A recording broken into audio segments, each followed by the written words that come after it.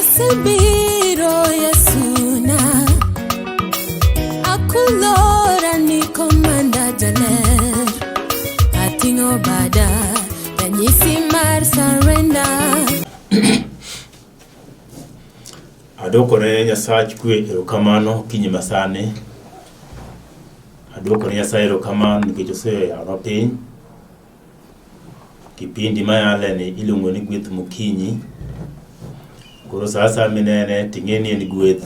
Nyasaye gwedhe ero ka piny oru. An Pastor Samboy kae kanisa Cathedral of Praise, Mombasa Road, Dalamba Nairobi, kamiluongo ni Mara Daima. Samboy en wuod Asembo Kanyikela ma Ndhiwa Sub County, Homa Bay County. Sani to kar dak mara en Nairobi, kama alande wach maber ma Nyasaye, kama Nyasaye osemiya thuolo. Adwokone Jehova erokamano kuom seche machalo kamagi, nikech Nyasaye maber, Nyasaye ma ok odewo gimoro amora, Nyasaye ma ok oluoro gimoro amora, Nyasaye matimo maber, Nyasaye maparo jogene seche ma weche richo, kendo oparo jogene seche ma weche beyo. Nyasaye ma ok lokre, Nyasaye manyoro matinende kendo manyaka chieng'. Nitie wach man godo madwani mondo waporie seche machalo kamagi, to wi wach madhi wuoye iluongo ni thuolo mar ariyo. Thuolo mar ariyo. Adhi somo e buk mar Mariko. Mariko en ndiko manyien moluongo gi dho ngere ni New Testament. Adhi somo e buk mar Mariko 10 matindo 46 tadhi some nyaka 52. Muma nyisowa matindo 46 niya: eka negichopo Jeriko. Mano Yesu kaachiel kod lange. Eka negichopo Jeriko, Yesu gi jopuonjrene, kano nwang'o owuok Jeriko gi jopuonjrene. Matiende negichopo Jeriko ka gia kamoro, to koro mama uchako wuoyo kane giwuok kendo Jeriko. Matiende gisetieko gima notero gi Jeriko, koro giwuok gidhi e dala machielo. Mama wacho ni kano nwang'o owuok Jeriko gi jopuonjrene gi oganda maduong', Bartimeo, wuod Timeo, jakwecho mamuofu, ne obet piny e dir yo. Kano winjo ni en Yesu ja-Nazareth, nochako kok kowacho niya, Yesu wuod Daudi, kecha. Ji mang'eny nokwere mondo oling, to kata kamano nomedo kok ahinya ni wuod Daudi, kecha. Yesu nochung' mowacho ni, luongeuru. Eka ne giluongo muofuno ka giwacho niya, hori, chungi oluongi. To en nowito lawe, nochikore mobiro ir Yesu. Yesu nopenje ni, ere gimidwaro mondo atimni? Muofuno nowachone ni, Raboni, mondo wang'a oyepi, anen kendo. Yesu nokone ni, dhiyo, yieni okuoyi. Gikanyono wang'e noyepo kendo noluwe e yo. Walam Nyasaye. Jehova wadwokoni erokamano. Nyasaye majaber, Nyasaye manochweyowa, Nyasaye momiyowa ngima, Nyasaye mosebedo ka ritowa ndalo duto te, Nyasaye mosebedo ka chiko nyaka tiendewa, Nyasaye sebedo kichiko e yorewa. Owuotho ka gi kacha, owuok e udi kendo wadok. Nyasaye kwe, Nyasaye mangima, wachni kwadwa poro ibede kindwa, Roho mari maler mondo mi otelnwa. Nyasaye mondo wachni okonye ng'ato odiochieng' ma kawuono ni. Adwokoni erokamano, duong' kod pak kod polo malo e nying Yesu ma jawar. Amen. Mama wuoyo kuom ng'ato. Ng'atni iluongo ni Bartimeo, wuod Timeo. Mowacho ni kane Yesu koro wuok Jeriko gi jopuonjrene, to ne en oganda maduong'. To mana kaka ung'eyo ni oganda maduong' to ok nyal koso mago koko. Oganda maduong' ok nyal koso makobedo gi mau. Oganda maduong' ok nyal kalo kamoro mak ong'e fwenyore gi kalo. Ok nyal kalo mopondo kagi kalo to ng'ata nyaka ng'e ni nitie oganda makalo kawuono. Miyo Yesu ne nitie kod oganda magala moro. To ne nitie kod jopuonjre ne be 12.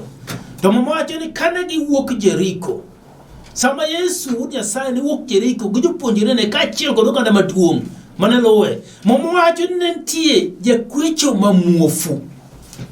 Mama luongo ni jakwecho mamuofu. Jakwecho mamuofu ni Bartimeo wuod Timeo.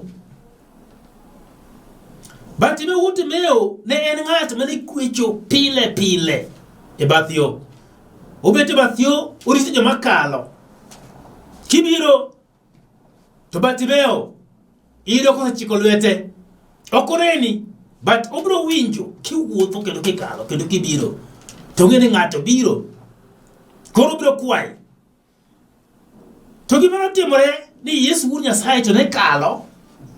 To ne kokalo but Bartimeo.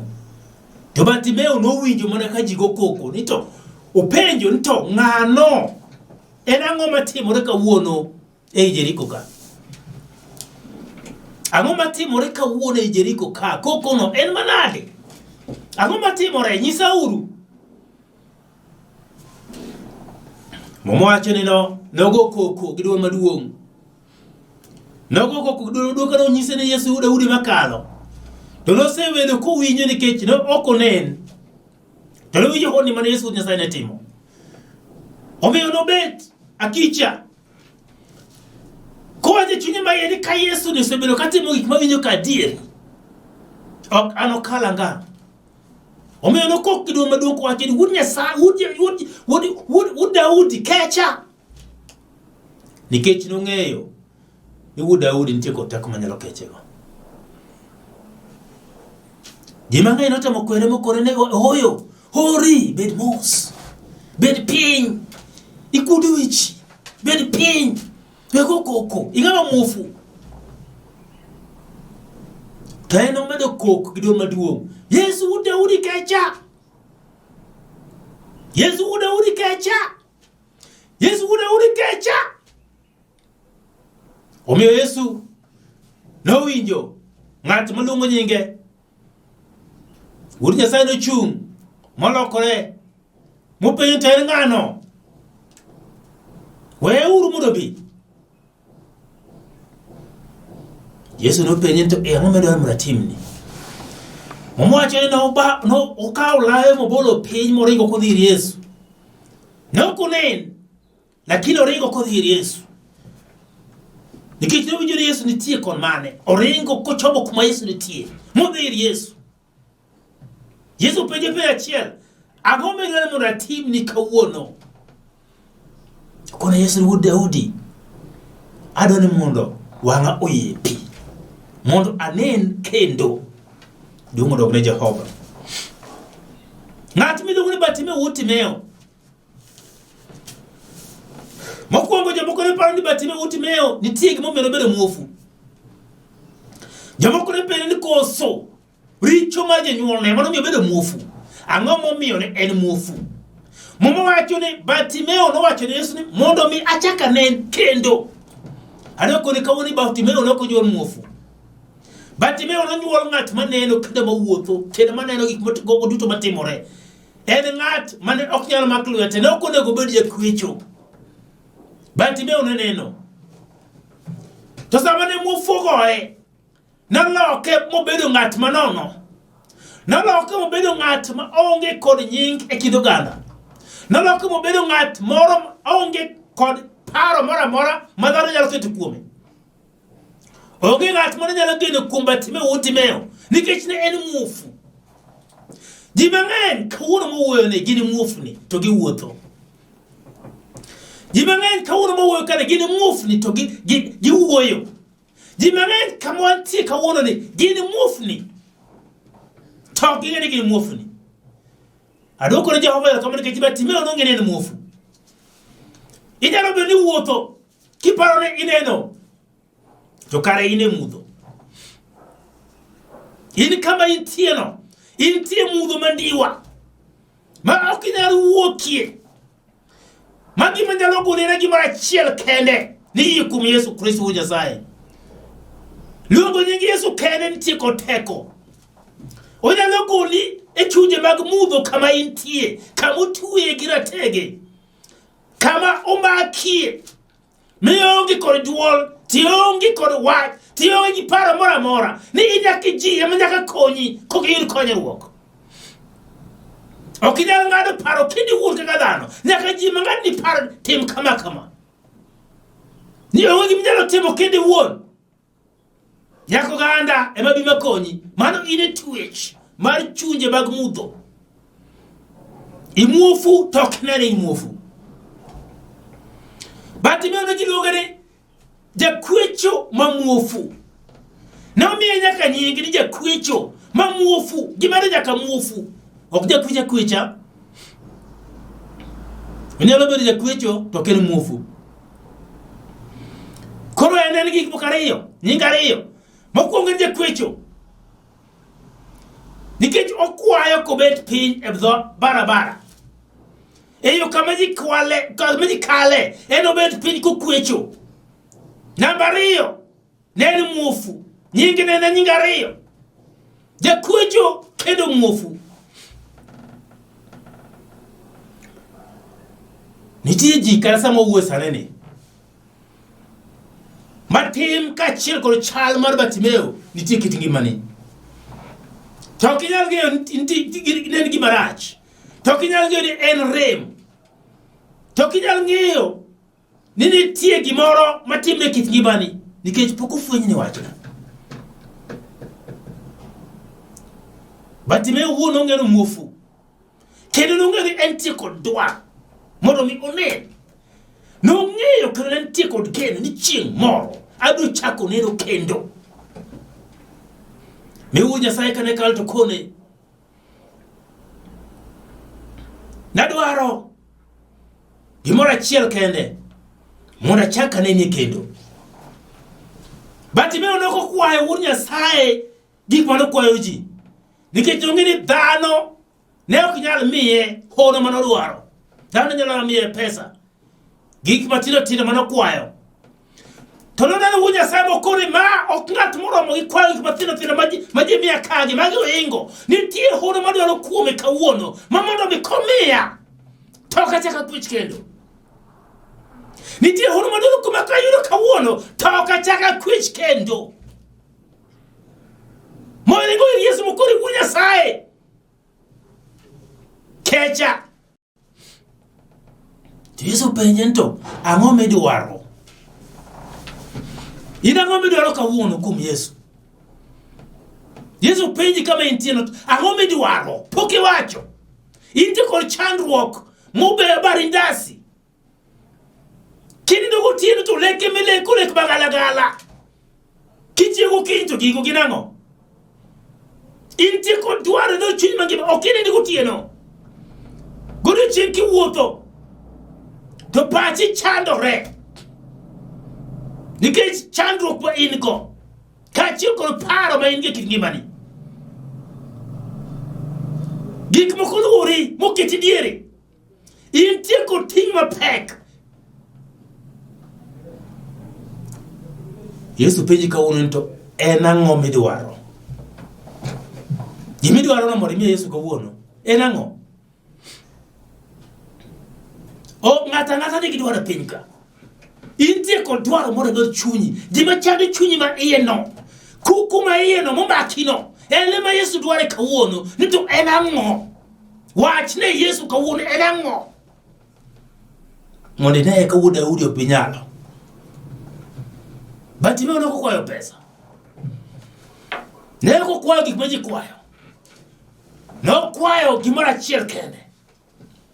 Imbe Yesu kawuono penji to en ang'o? Miye Yesu gimiparono.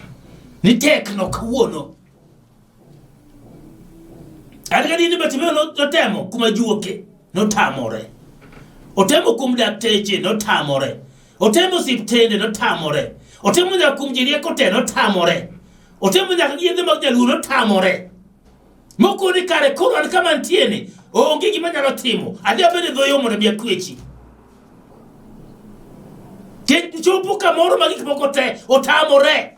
Chopo kamoro ma gimoro amora mitemo ok nyalre, ok sudi. Gimoro amora mitemo kethore. Onge gima dhi mbele kanachiel. To gimoro amora nitie kod giko mare. To luwore mana gi chunyi kaachiel kod dwaro ma in go. Omiyo kawuono ni ora mondo mi abi wuo kodi mondo iwinjie, mondo iparie, iket pachi obed maliw, chunyi ma iye obed kod yie ni nyalore.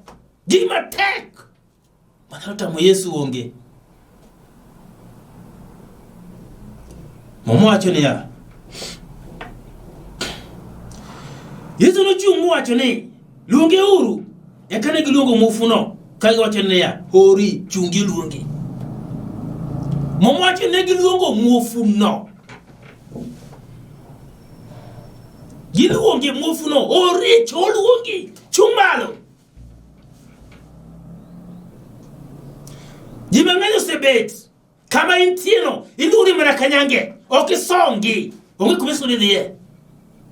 Kama intieno igo ala to wala migo yono iluri mana kanyange, ok teri kamoro.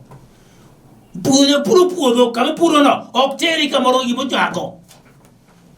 Nyithinde tero nyaka skul, onge. Tich onge. Tomatiyo onge gibiyudo kuomgi. Ina ngimani mana kama intieno. Noko nyuoli mondo mi ngimani ochung' kanyachiel kanyakla. Ngimani onego bed nitie kod lokruok higa ka higa, nitie lokruok e ngimani. Inyalo bet kamoro kiparo ni dala na kan an kaka bet kama intie dala ni kanyono ino ka onge kata dongruok achiel. To pok obiro e pachi ni ang'o mere dala ni onge dongruok. Ang'o momiyo nyithindagi onge kod dongruok. Ang'o momiyo nyithindagi yoregi ok dhi maber. Ang'o momiyo yoregi dinore. Ibet kanyachiel to pok iparo. Bartimayo nobet kanyachiel mondo obete pile kokwecho. Ma ji oseng'enje kweche mamuofu. Kama nobede no ema kiyoo chako bede. Tema jobede nyoro kendo rucho bro chako bede. Pile luore kamano. En gima luorore. Onge lokruok. To chieng' moro achiel hono nochopo kuome. Hono nochopo kuom Bartimayo.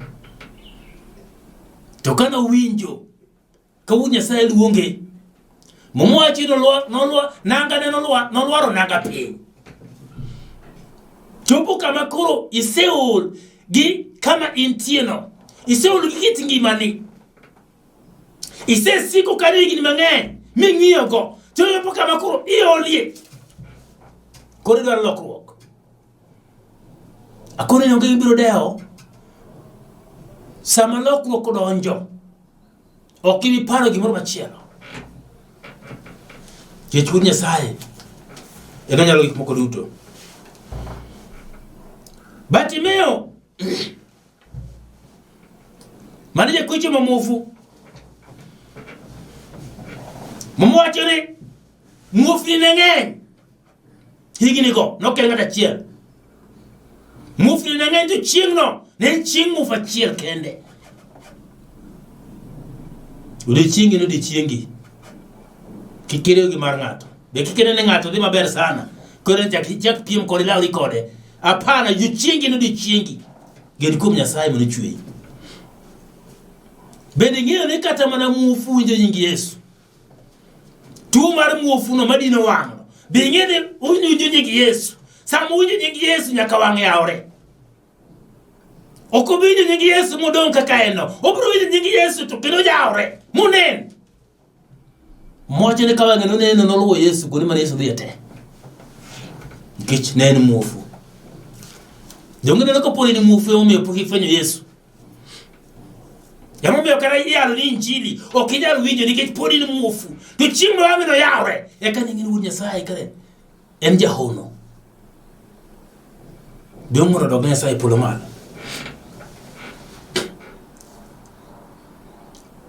Kata mana ng'at ma ite ok nyalo winjo wach. Ka nying Yesu luongi, to itno biro winjo nying Yesu kendo biro yawre. Onge gima tek manyalo tamo Nyasaye. Kata ni en tuo machal nade, to biro winjo nying Yesu moweyi modhi. Tuo mane mipane tek ma igo Yesu onge, obiro winjo nying Yesu modhi. Michung' kama intie, kata ka ine wuoro osiptal, kata ka ng'ati moro tuo sando higa ka higa, ndalo ka ndalo siko mana osiptal, kowinjo nying Yesu to tuo no biro lal, tuo e ringre malal kabisa mochangi nikech nying Yesu.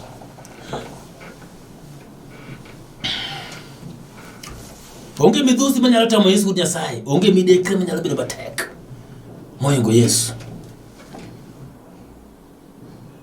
Kanyaka tho winjo nying Yesu. Lazaro notho motieko higni dala 4 bor, to momoche ne ka Nyasaye nobiro. Yesu nochung' mowacho mani gol uru kidi modingo dholier. Gol uru kidi no. En kidi mane matek meneno kudini mamiyo ok inyal chung' mwinji duond Yesu mine jawar makiti ngimani lokre, mibedi ng'at molokre ma ji nyalo wacho adieri, ng'ane ka ng'ane nyar ng'ane to ngimane lokore adieri. Ne ok en ga kama, to sani waneno ka nitie lokruok kit ngimane. Yesu nokono Lazaro wuog oko, kidi nosegol, ong'iel oko to nowuok bang' dala 4 kosechako to. Ang'o matek mini neno ok nyal nyalore? En ang'o? Pok kaneno. Yesu nochung' kowinjo duol, nochung' tir, mowacho ni Yesu nochung' kowinjo ng'at maluonge wuod Daudi kecha. Sama Yesu chung', Yesu nyalo chung' nikech ng'at achiel kende. Yesu nyalo chung' nikech ng'at achiel kende. To sama ochung', ngine weche duto temo maki nyaka gonyre. To chung' mana ng'at achiel kende moluongo nyinge. E kinde oganda maduong' mane luwo Yesu no, mane wuotho kode no, ok wang'eyo ne gin ji marom nade, to ok wang'eyo ne gin ng'a gini. Ng'at achiel kende momiwa nyinge, iluongo ni Bartimeo, wuod Timeo. Nyaka jok mane kwere ling. Yago koko, ok wang'eyo nyinggi. To noyudo nying ng'at achiel kende ni Bartimeo, wuod Timeo. Nikech chuny mano chiwo kaachiel kod hono mane rite, omiyo nong'eyo nyinge. Ing'eni Yesu nokone luonge uru. Yesu luonge kawuono. Luonge uru. Yesu noko luonge wuon kende, ooro dhano. Luonge uru, en ng'a? Ni jakweche mamuofu, luonge uru. Amba luonge kawuono, ibiri Yesu. Luonge uru. Momoche ne ikone ne chuo luongi. An ba koni kawuono chuo, Yesu luongi. Chung' kama intie no, iringiri Yesu. Hallelujah. Ihori enyim Yesu. Tikidhori kidhiri Yesu. Tikori wuod Nyasaye kawuono biro, kida chiwora, kida we duto te. Nikech ang'eyo ni in ema inyalo. Asetemo gi yore te. Asetemo kuonde te. To pok onyalore. Ang'e ni in ema inyalo wuod Nyasaye. Dakiteme Yesu no. Mondo timni kawuono. Dakiteme Yesu no. Mondo kendo obed hono kit ngimani. Adwoko ne Nyasaye erokamano nikech nitie jok moko ma sama wuoyo kudine nosebedo muofu kendo molokre jakwecho to ok ong'eyo. Osebedo muofu kendo olokre jakwecho to kia. To kawuono ni Yesu biro keti thuolo kendo biro miyo wang'eyo yepi mikare ng'eni kare jakwecho making'iyo kamane intie chawachini hala kare incho ana kama chalo kama eka ka inja timora nikech koro wang'i yepo obiro ya wang'i kata kar dak mari kech in muofu kame dakeno in muofu ya kar dak mari Yesu biro ya wang'i kar dak mari kamara marma intie kana kiko hala in go hala to in muofu okinen ipare di maber onge gimedhi maber kana chiel in muofu to muofu nyalo rumo minen kendo nitie ka ji mang'eny maketa wuoyo kod jowadgi kikia kata wach kata ng'ato penje mna gimoro matin mondo mi oduok yo makare ok onyal duoko nikech ang'o omuofu korka wach ok onyal wuoyo okia wuoyo gi ji maber duonde rach chunye rach bine twech okinyal bedo kata ng'ato moro mosibni makaribu machiegni nikech okinyal wuoyo gi ji maber ikia wuoyo sami ng'amo dhogi to en na baya wach sami ng'amo dhogi to gina weche mamiyo ng'ato bedo kod chuny malit manyalo wang'o i ng'ato intie e twech ing'ama muofu dwaro mondo yud Nyasaye dwaro mondo yud Yesu wuod Nyasaye tuo nyalo mi bed muofu bing'ini tuo nyalo sando ng'ato matiek nyaka mwandu ei dala mwandu temanti dala ka in kata gi ot udi migero ma ji opango ti uso te nikech tuo intie kod geche ni migo matatu barabara iuso te nikech tuo intie kod puothi mipuro dala iuso te nikech tuo bende gine mano nitie mano be achiel kum bedo muofu to wuod Nyasaye biro goli mana kawuono akoni nitie gik mang'eny motuo dhano timbe mag maundu chode anjao moche ni gik machalo kamago otuo dhano ok ne giparo na gichamo raha onge raha piny ka minyalo chamo kionge kod Yesu raha nitie kuom Yesu ng'ama kod Yesu onge kod raha mago mana chandruok lelo thagruok ema in go to sama intie kuom Yesu ka intie kod raha kech duto te nyalo yudo kidwaro kuom Yesu kiringo kuom Yesu ja Nazareth. Momo wacho Johana ochiko matin achiel kod ariyo niya kadhi tieko adasa some jomoko ne ng'ato mamuofu mana ka ng'at motimo richo bedo muofu en mondo Nyasaye oduong kendo nyinge opaki kosa timo hono mar chang. Momo wacho nang'o e Johana no owacho kama Johana ochiko matindo achiel kod ariyo momo wacho niya excuse me kana yudo kadho noneno ng'ato moro mane muofu nyaka anyuolne. Yesu nochako muofu mang'eny ok en Bartimeo kende. Johana bene nojuore janeno kuchango muofu machielo ni kano yudo okadho noneno ng'ato moro mane muofu nyaka anyuolne. Jopuonjre nopenje niya Rabi ng'ano manoketho jali koso nyuolne momiyo nonyuole muofu. Jomoko paro ni bedo muofu en mar janyuolni kata nonyuole kamano. Oyo bedo muofu en wuon golo paro mari makale. Adwaro lem kodi seche machalo kamagi Nyasaye kwe biro timo maber. To ka intie kod chandruok moro wada lamo wada kete lwet Jehova seche machalo kamagi to Nyasaye dhi timo maber. Intie kod wach moro machando chunyi, intie kod jatuni moro kamoro, intie kod ohandi moro ma ok dhi maber, nyithindi ok dhi maber, dalani ok dhi maber, odi ok dhi maber.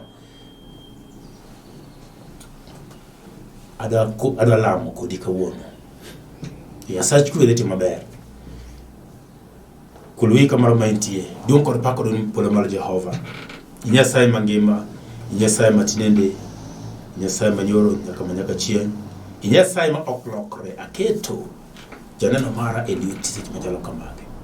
Nyasaye alamone ni teko ka teko mag mudho mosebedo ka sande, mosebedo moloke makoro ok onyal neno kumodhi kata kumoaye, mamiyo pache bende ok nyal tiyo e yo makare, mamiyo kata ode ok nyal dhi maber, mamiyo jaode bende ok nyal bedo kod kwe e ot, mamiyo nyaka nyithindo ok nyal bedo ka winjo wach mar jonyuolgi. Nyasach kwe alamo seche machalo kamagi. Mama chama tugo mana sital, jadung masebedo ka thago jogene gi thieth, Nyasaye sechegi alamo mondo itime hono moro. Riebari Jehova nikech Nyasaye magwedho ji sama ji ok par. Itimo hono Nyasaye e sama in wuon emisechano seche mowinjore. Nyasaye hono mari ok en hono mabiro ka ng'ato ng'eyo, en hono matimore sama ng'ato kia. Miyo akwayo Nyasach kwe ni parie janeno mara seche machalo kamagi. Nitie weche mathoth e kit ngima ji, to Nyasaye alamo parie kawuononi mondo igolgi e midhiero ma gintie. Jehova ang'e ni dhi timo maber. Duong' kod pak oduogne polo mar Nyasach kwe e nying Yesu ma Jawar. Amen. Adwaro mondo alame kodi kendo kapok iyudo Yesu, mondo Yesu wari obed ka Jawar mari. Adwaro ni wach kama, wach Ruoth Yesu abiro iri mondo mi war dhood chunya, ikita bed ng'ama ler. Ang'ina jaricho, richo na duto te ng'wonna. Timiya teko mari ma Roho Maler mondo mi wuoth koda kendo gaya kendo chika yore duto te. Erokamano Nyasach kwe nikech isetimona maber e nying Yesu ma Jawar. Amen. Nyasach kwe mondo bed kodu. Namba na mar simu en 0722 944 623. Ano kendo 0722 944 623. Nyinga kaka sewacho Pastor Samboy. Nyasach kwe mondo bed kodu kendo gwedhu ndalo duto. Duong' kod pak oduogne polo malo. Amen. Ating'o bada ranyisi mar surrender, achiwo chunya duto te.